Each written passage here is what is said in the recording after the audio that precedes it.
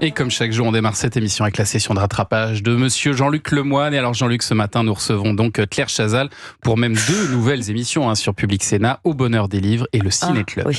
D'accord. Donc la rumeur comme quoi il reprenait Automoto, c'était faux. Merci Julien Pichenet, toujours aussi fiable. Je n'ai jamais dit ça. Mais si, voyons, j'écoute le journal des médias, moi. Non, évidemment, Claire Chazal, c'est une femme de culture qui, au cours de sa carrière, a rencontré les plus grands, dont Bernard Montiel, auquel vous répondiez sur BFM. Et là, il vous demandait qui vous avait laissé le meilleur souvenir. Et si vous deviez citer qu'un nom, justement, vous voyez, je ne pensais pas vous poser cette question. Un seul nom. Il y en a, disons, 3, peut-être Michael Douglas, Richard Gere. Enfin, je pourrais même parler de Thomas Hill, qui était merveilleux, etc. C'est très touchant. Désolé Claire, c'est Thomas qui nous oblige à trafiquer les bandes. Juste pour faire croire qu'il est apprécié par des gens importants. D'ailleurs, vous l'avez dit en préambule, vous étiez venu la saison passée et vous aviez eu droit à un micro-trottoir où Clara Léger montrait une photo de vous pour savoir si les gens vous connaissaient. Ouais. Oui, on prend des risques de fou dans cette émission. Oui, Chazal. Ouais, est-ce qu'elle vous manque à la télé? Non, parce que je regarde pas la télé. C'est ça la vraie célébrité, quand même les gens qui regardent pas la télé vous connaissent. C'est vrai, c'est vrai. Encore plus impressionnant, c'est Anne-Claire Coudray qui le raconte. Mon plus grand plaisir aujourd'hui, c'est quand on m'appelle Claire Chazal dans la rue. Et figure-toi que ça m'arrive très souvent. Ce que je répondais, c'est que personnellement, j'ai été souvent appelée Anne Sinclair, donc je comprends. Mais c'est comme ça, c'est la vie des médias et la confusion des noms, et c'est très difficile. Voilà. Oui, mais ce que ne dit pas Anne-Claire, c'est que quand on l'appelle Claire Chazal, elle répond avec des bras d'honneur pour vous faire une sale réputation. Quelle honte. Je le sais. Quelle honte. Mais personne ne tombe dans le panneau car Claire, c'est une femme élégante, qui trouve toujours le mot juste. En 2018, vous étiez chez Laurent Ruquier pour présenter votre livre que vous aviez intitulé « Puisque tout passe ». Voici le pitch. On approche la soixantaine, mes parents meurent, je quitte TF1 un peu violemment, mon fils quitte le nid familial. Moi, le livre, je le rappelais, une belle année de merde. Et je pense que c'est pour ça qu'on ne proposera jamais la présentation du Grand Échiquier. Toujours l'année dernière, Thomas avait révélé un sondage très étonnant.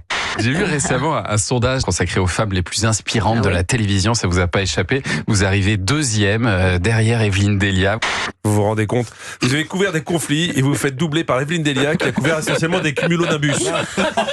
Très importante, Evelyne Delia, grande figure de TF1, elle est toujours à TF1. Essentiel, Evelyne Delia, évidemment. Essentiel et un personnage très sympathique. Claire Chazal, c'est une icône dont on guette les moindres faits et gestes. Rappelez-vous juste les scandales qu'elle pouvait créer quand elle présentait le JT. C'est Willy Rovelli qui nous le rappelle. Claire Chazal a mis un jean troué pendant son JT samedi dernier. Alors, la zadiste, on met des jeans troués? C'est quoi la suite? Vous allez faire le Grand Échiquier depuis Notre-Dame-des-Landes en jetant des cocktails Molotov sur la SRS? On guettait tout sur Claire Chazal. Et quand je dis que Claire est une icône, j'en veux pour preuve les chansons qu'elle a inspirées. Par exemple, le groupe préféré d'Anissa, Les Musclés. Bien sûr. Ah oui.